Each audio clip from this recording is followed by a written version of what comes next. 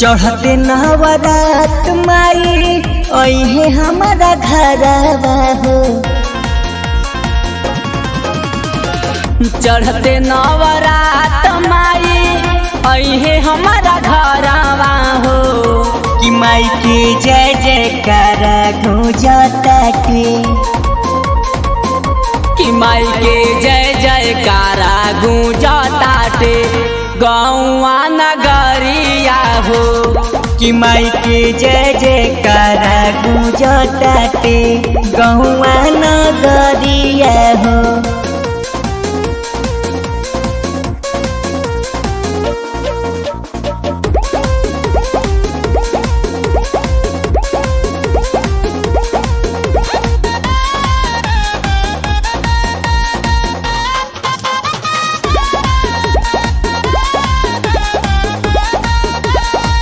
माई के भावे लाले अढ़ौल के हरवा हो।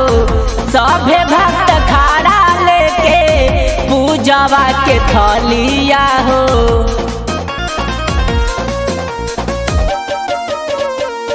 माई के भावे लाल अढ़ौल के हरवा हो।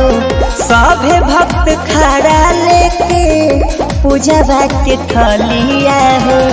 निमिया के डाली झुलुहा डलले बानी मालिनी हो।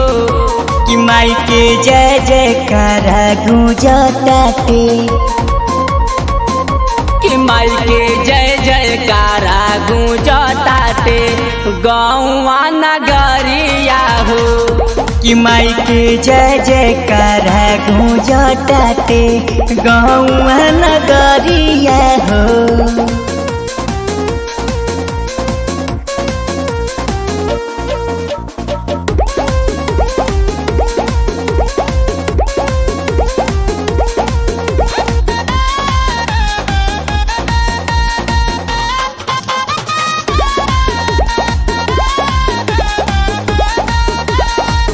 देवेंद्र सजवले बाणे माई के पंडाल हो।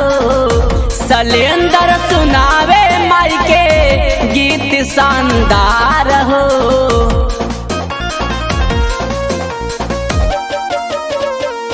देवेंद्र सजवले बारे माई के पंडाल हो। गावेले सुजीत माई के गीत शानदार हो।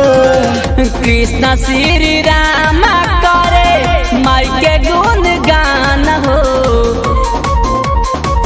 कृष्ण श्री राम करे माई के गुणगान हो। कि माई के जय जयकारा गूंजताटे गौआ नगरिया हो। कि माई के जय जयकारा गूंजताटे गौआ नगरिया हो।